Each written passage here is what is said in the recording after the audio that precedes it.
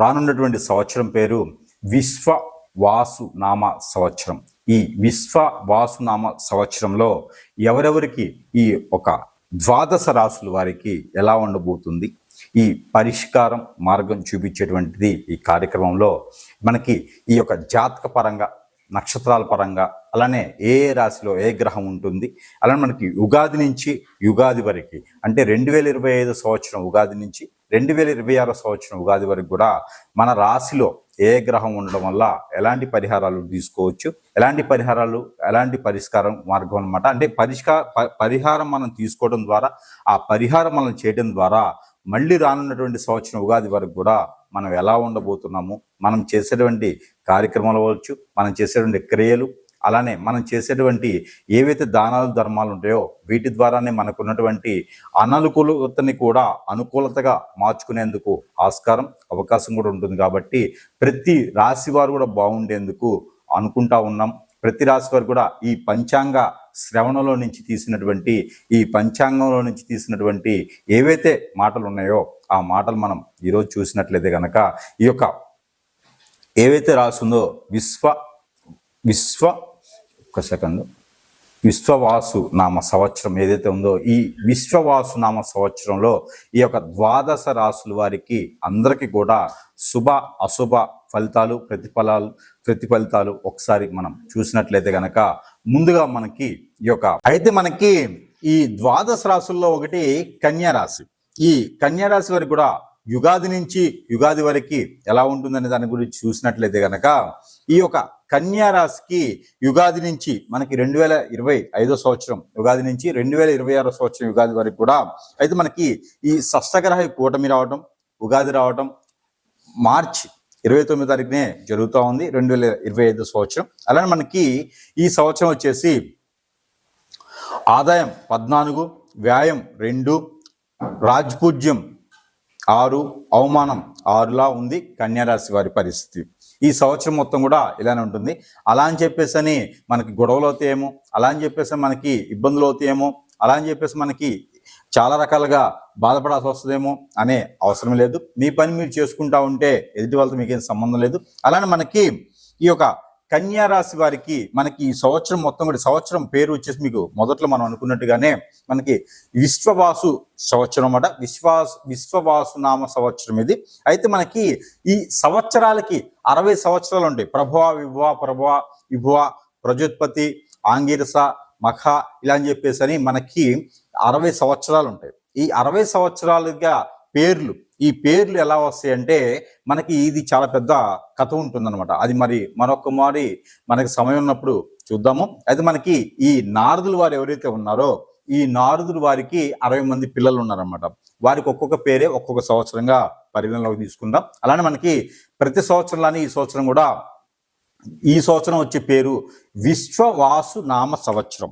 విశ్వవాసు నామ సంవత్సరం అంటే సంవత్సరం చాలా గొప్పగా ఉంటుంది, అన్ని గ్రహాలు కూడా అనుకూలంగా ఉంటాయి. ఇతను శాకాహారి. విశ్వవాసు నామ సంవత్సరం అంటే విశ్వవాసు అంటే శాకాహారి, అంటే ప్రయోజకులకి చాలా అనుకూలంగా ఉంటుంది. ఎందుకు మీకు చెప్తున్నాను అంటే కన్యా రాశి వారికి, మిథున రాశి వారికి, అలానే తులారాశి వారికి, కర్కాటక రాశి వారికి, ధనుసు రాశి వారికి, అలానే మనకి మీన రాశి వారికి, వీళ్ళందరికీ కూడా చాలా అనుకూలంగా కనిపిస్తుంది. కాబట్టి ఈ షష్టగ్రహ కూటమి రావటం 2020 సంవత్సరంలో రాజ్యాధికారం కూడా అందుకునేలా ఉంటారు కన్యా రాశి వారు. అందుకని మీకు ఇన్ని రకాలు చెప్తా ఉన్నా. ఇప్పుడు నేను చెప్పినటువంటి రాశులు అన్నీ కూడా మంచి సానుకూల అయినటువంటి పరిస్థితుల్లో సానుకూలంగా ముందుకెళ్ళేలా ఉంటుంది. కాబట్టి అయితే మనకి ఈ యొక్క మార్చి నుంచి చూసుకున్నట్టయితే కనుక ఏప్రిల్, మే, జూన్ ఈ 3 మాసాల్లో కూడా కన్యా రాశి వారికి పట్టిందల్లా బంగారం అన్నట్లుగా ఉంటుంది. ఈ ఉగాది నుంచి 2025 సంవత్సరం ఉగాది నుంచి అయితే వీళ్ళకి ఏ వ్యాపార నిమిత్తం చేసుకున్నా కూడా ఫుడ్ కోర్ట్స్, ఏవైతే రెడీమేడ్గా తీసుకొచ్చిన ఫుడ్ కోర్ట్స్ కానివ్వండి, ఏదైనా టీ షాప్స్, ఫుడ్ కోర్ట్స్ లాంటి బిజినెసెస్లు చాలా అనుకూలంగా ఉంటాయి ఈ ఉగాది తర్వాత. అలానే ఏదైనా సరే కొత్తగా క్రియేటివిటీ అంటే కొత్తగా మొదలుపెట్టేటువంటి వ్యాపారాలు ఏవైతే ఉన్నాయో అవన్నీ కూడా సానుకూలంగా ఉంటాయి కన్యా రాశి వారికి. కావున మీరు ఎవరైనా సరే వ్యాపార నిమిత్తంగా మొదలు పెట్టాలనుకుంటే కనుక స్వయంగా పార్ట్నర్షిప్ ఏం లేకుండా స్వయంగా మొదలుపెట్టినట్టయితే మీరు ఖచ్చితంగా రాణించడానికి ఆస్కారం ఉంది. అయితే జూన్, జూలై, ఆగస్టు, సెప్టెంబర్ ఈ ఒక 3-4 మాసాల వరకే కనుక పెళ్లిళ్ళు కానటువంటి కన్యారాశి స్త్రీ పురుషులు ఎవరైతే ఉన్నారో వారికి పెళ్లి సంబంధాలు కుదిరే అవకాశాలు అయితే కనిపిస్తున్నాయి మెండుగా. ఇది మీరు బంధువుల తరపు నుంచి కానీ, మీ నాన్నగారి తరపున బంధువులు, అమ్మగారి తరపున బంధువులు ఎవరైనా ఉంటే వారి తరపున వచ్చేటువంటి సంబంధాలు ఏవైతే ఉన్నాయో అవి అనుకూలంగా కుదిరేలా ఉన్నాయి. కావున మీరు ఎవరైతే పెళ్లి కానిటువంటి వారు ఎవరైనా ఉంటే కనుక మీకు దక్షిణం వైపు నుంచి వచ్చేటువంటి అమ్మాయి సంబంధం, అలానే మనకి తూర్పు నుంచి వచ్చేటువంటి అబ్బాయి సంబంధం కూడా మీకు కుదిరేలా కనిపిస్తుంది. కాబట్టి ఆ మేర ప్రయత్నం చేయండి. అలానే మనకి August, September, October, November, December ఈ 5 మాసాల్లో కనుక ఎక్కడైనా బిజినెస్ చేసినటువంటి నష్టాల పైన మీకు ఏదైనా లోన్స్ కానీ, ఫైనాన్షియల్ కానీ, మీకు ఏదైనా చిట్టీలు కానీ అందే అవకాశం ఉంది. ఎదుటి వ్యక్తిని నమ్మకుండా చేసుకోండి. మీకు ఇంకా మంచి ప్రయోగాలు రావాలనుకుంటే కనుక మనం చివరిలో ఇప్పుడు చెప్పుకున్నటువంటి పరిహారాలు ఏవైతే ఉన్నాయో ఇవి మాస పరిహారాలు. ఇవి ప్రతి మాసం కూడా ఈ పరిహారాలు చేసుకున్నట్లయితే కనుక మీకు అన్ని రకాలుగా అనుకూలంగా ఉంటుంది. అలానే మనకి జనవరి, ఫిబ్రవరి, మార్చి 2026 సంవత్సరం అంటే మళ్ళీ యుగాది వచ్చేంత వరకు కూడా మీకు ఈ జనవరి, ఫిబ్రవరి, మార్చి 2026 సంవత్సరం వరకు కూడా ఈ 3 మాసాలు కనుక మీరు ఏదైనా జాబులో వెసులుబాటు, కొత్తగా జాబ్ చేసుకోవడం, భార్య నుంచి వచ్చేటువంటి ఆదాయాలు, భార్య నుంచి వచ్చేటువంటి ఆస్తులు, అలానే భర్త నుంచి వచ్చేటువంటి ఆస్తులతో మీరు నిమగ్నమైపోయి ఉంటారు. అలానే మీకు వాహన ప్రాప్తి కూడా ఉన్నది. కాబట్టి ఆ మేర మీరు చూసుకొని ఈ యొక్క మాసాల పరిహారాలు ఏవైతే ఉన్నాయో ఈ మాసానికి సంబంధించిన పరిహారాలు చేసుకున్నట్లయితే కనుక అన్ని రకాల రుమ్మత్తులు తొలగిపోయేసి మీకు ఇంకా అనుకూలమైనటువంటి పరిస్థితులు ఏర్పడేదానికి ఆస్కారం ఉంది. కాబట్టి ఆ గ్రహాల నుంచి వచ్చేటువంటి అశుభ దృష్టి కూడా శుభ దృష్టిగా మలుచుకొని ఆ ఒక గ్రహాల వెసులుబాటు కూడా మీకు ఉంటుంది. కాబట్టి ఆ మేర ప్రయత్నం చేయండి. ఈ యొక్క చిన్న పరిహారం మీకోసం. విశ్వవాసునామ సంవత్సరం ఏదైతే ఉందో ఇది ఈ 12 రాసుల వారికి అందరికీ కూడా శుభ ఫలితాలు ఇచ్చేలాగా ఉంటుంది. కాబట్టి మనము ముందుగా అసలు ఈ విశ్వనామ సంవత్సరంలో మనం ఎలా ఉండబోతున్నాం అనేది ఒక చిన్న మాటల్లో అయితే కనుక చూసినట్లయితే కనుక ఏదైతే మనకి ఈ మార్చి 29వ తారీఖు షష్టగ్రహ కూటమిలోనే వస్తుంది మనకి యుగాది. ఈ యుగాది కాలంలో మనకి షష్టగ్రహ కూటమి రావటం వలన కొంతమేర పంచాంగం చూసినట్లయితే కనుక ఏదైతే యుగాది నుంచి మనము అనుకునేటువంటి తెలుగు ఆంగ్ల భాషలో వచ్చేటువంటి పంచాంగం ఏదైతే ఉందో, తెలుగు భాషలో వచ్చేటువంటి పంచాంగం ఏదైతే ఉందో మన తెలుగు రాష్ట్రాల్లో కూడా యుగాది నుంచే మనం ఈ సంవత్సరాలు జరుపుకుంటాం. కాబట్టి ఈ తెలుగు రాష్ట్రాలన్నింటిలో కాకుండా దేశంలోనే కూడా తెలుగు రాష్ట్రాలకు సంబంధించి తెలుగు పంచాంగాలకు సంబంధించి బాగుంటుంది. కాబట్టి ఈ నక్షత్రాలకి మండలిలో కూడా తెలుగు సంబంధించిన మొత్తం ఉంటుంది. కాబట్టి పంచాంగ శ్రవణం అనేది మనం చదవడం జరుగుతూ ఉంటుంది. కాబట్టి ఈ యొక్క యుగాది నుంచి ఈ యొక్క రాశుల వారికి కాకుండా మొత్తము ప్రపంచానికి ఎలా ఉండబోతుంది అనేది ఒక 2 మాటలు చెప్పుకుందాం. అయితే మనకి ఈ పంచాంగ శ్రావణమే కాకుండా మనకి గ్రహాల నుంచి వచ్చేటువంటి అనుకూలత, ఈ గ్రహాలు ఏ స్థానంలో ఏ రాశిలో ఏ గ్రహం ఉండడం వల్ల మనకి అనుకూలత, దేశానికి అనుకూలత, రాష్ట్రానికి అనుకూలతగా ఉందంటే మనకి చూసినట్లయితే కనుక ఈ యొక్క మిథున రాశిలో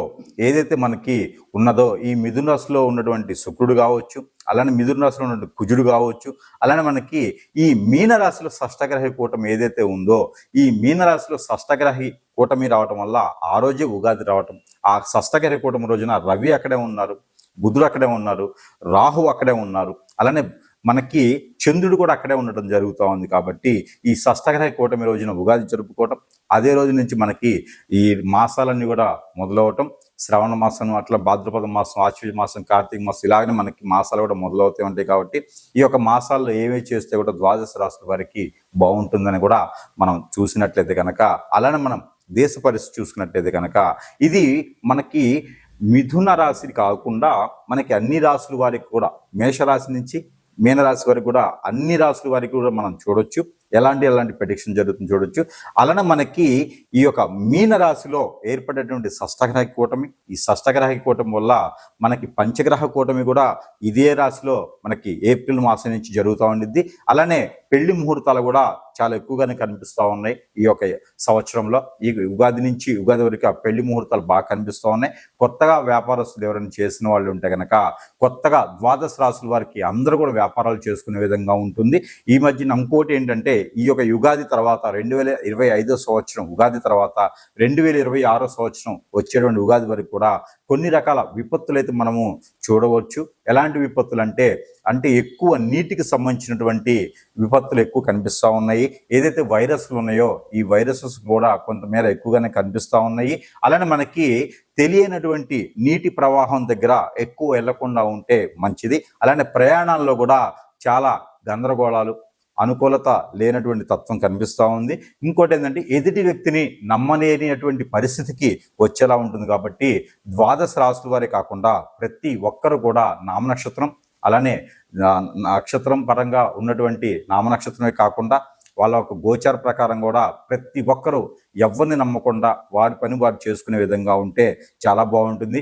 ఎందుకంటే అన్నీ కూడా క్రైమ్ రేట్ పెరిగేలా ఉంది కాబట్టి ఈ సంవత్సరం. అలానే వస్తువు రేట్లు, బంగారం రేటే కాకుండా క్రైమ్ రేట్ కూడా పెరిగేలా ఉంది. కాబట్టి ఖచ్చితంగా ఎవరి వస్తువులు వాళ్లే జాగ్రత్తగా ఉండాలి. కాబట్టి అలానే మనం కూడా జాగ్రత్తగా ఉండడం వల్ల ఎదుటి వాళ్ళ చేతిలో మనకు సంబంధించినటువంటి సీక్రెట్స్ ఏమి పెట్టకుండా, అలానే మీకు మీరుగా జాగ్రత్తగా ఉంటే ఈ అందరూ కూడా మనకి ఏదైతే ఉగాది నుంచి ఉగాది వరకు ఉందో ఈ ఒక ఏదైతే విశ్వవాసునామ సంవత్సరం ఏదైతే ఉందో ఇదంతా కూడా విశ్వవాసునామ సంవత్సరం అంటే దీనికి అర్థం ఏంటంటే విశ్వనామ సంవత్సరం. ఏదైతే విశ్వవాసునామ సంవత్సరం ఏదైతే ఉందో విశ్వవాసు నామ సంవత్సరం అంటే దీనికి అర్థం ఏంటంటే విశ్వవాసు అంటే విశ్వం అంతా కూడా మనమే జయించేలాగా, విశ్వం అంతా కూడా మన కంట్రోల్లో ఉండేలాగా, విశ్వం అంతా కూడా మనమే జయిస్తున్నామా, మనమే చేస్తున్నామా అనేలాగా ఉంటుందని అందరూ అనుకుంటారు. అలా కాదు. విశ్వవాసునామ సంవత్సరం అంటే మనం వినేది, మనం చేసేది, మనం చూసేది ప్రతిదీ నిజం అని తెలియచేయడం కాదు.